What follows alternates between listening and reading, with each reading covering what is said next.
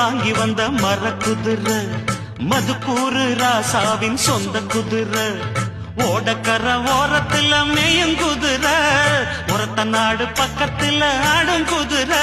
இது ரேசுக்கு போகாத குதிரை, மன்னன் தேசிங்கு ராசாவின் குதிரை. மதுரையில வாங்கி வந்த மர குதிரை, மதுக்கூறு ராசாவின் சொந்த குதிரை.